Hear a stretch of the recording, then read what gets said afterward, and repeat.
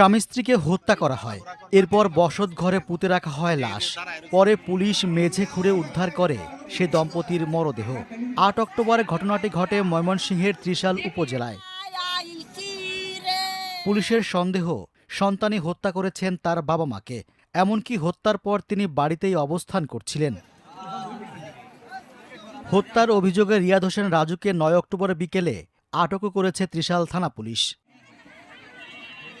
এমন হত্যার ঘটনায় চাঞ্চল্য সৃষ্টি হয়েছে এলাকা জুড়ে। স্বজনদের দাবি, অনলাইন জুয়াকে কেন্দ্র করে এমন ঘটনা ঘটেছে। ছেলে তো বালাই কাম কাজ করছে, খাইছে, কি জায়গায় যে তার বাইরে মারছে তোর জানি না, কইবনি বাপ মারে বাইরে মারে, আগে উঠছি বাইরে মেরেছে, পরে উনি মারেও মেরেছে। এরকম মাঝে মধ্যে খালা গেছে, খালু গেছে, গিয়া কইছে যে রাজুর তো টিয়া দিছি 50,000, এ দিলাম 20,000, এ দিলাম 30,000, জও খেলতে দেখি না, কোনো খারাপ নিশাব দেখি না, টিয়া যে কি করে এটা তারা কইয়েরই ভানা।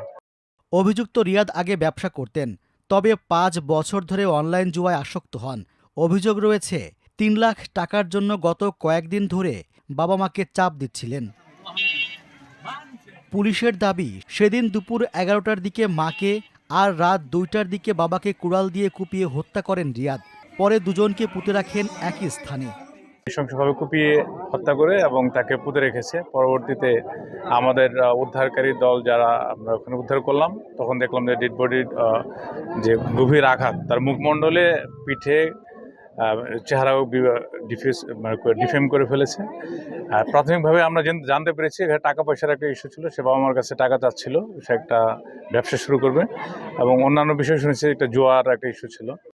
জিজ্ঞাসাবাদের পর আরও বিস্তারিত জানা যাবে বলে জানিয়েছে পুলিশ।